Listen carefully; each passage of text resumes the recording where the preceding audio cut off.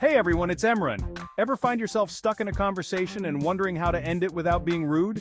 You know, like when you're chatting with someone at a party and you see a plate of nachos calling your name from across the room? Don't worry, you're about to learn some simple, polite ways to wrap things up. We've all been there, right? You're trying to be polite, but inside, you're doing the get me out of here dance.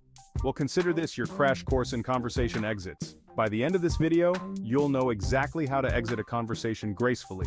No awkwardness required. Alright, let's start with a classic move. The polite excuse. One of the easiest ways to use this is by saying something like, "It's been great talking with you, but I've got to head out now, see?" Simple, right? And the best part is, it's honest. You're acknowledging that you enjoyed the conversation, but you're also letting them know you need to move on. You can adapt it to any situation. Late for a meeting? "It's been great talking with you, but I've got to run to a meeting." Need to catch the bus? "It's been great talking with you, but I've got to catch my bus."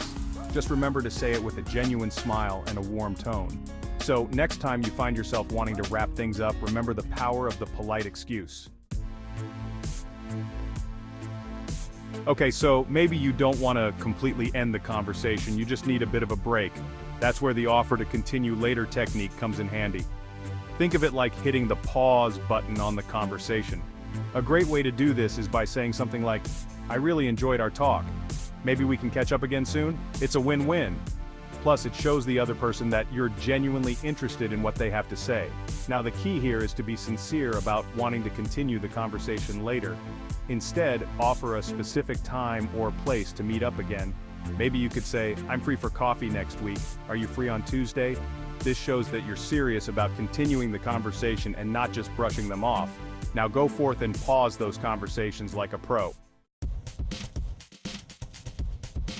Let's be real. Sometimes we need to bail on a conversation, and we need an excuse that's as solid as a cement wall.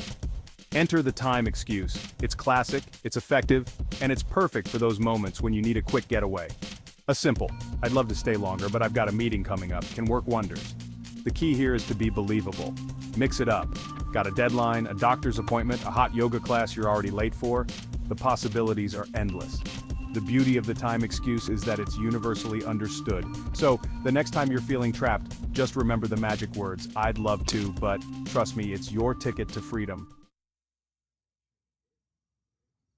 Alright folks, this next tip is so simple yet so often overlooked. And that, my friends, is thanking the person for their time.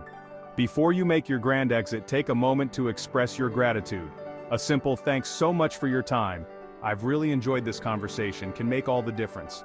Think about it. Everyone wants to feel valued, right? By thanking someone for their time, you're acknowledging that their presence and their words have meant something to you.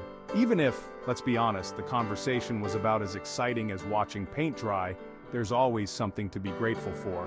When you express genuine thanks, it often inspires the other person to reciprocate those positive feelings.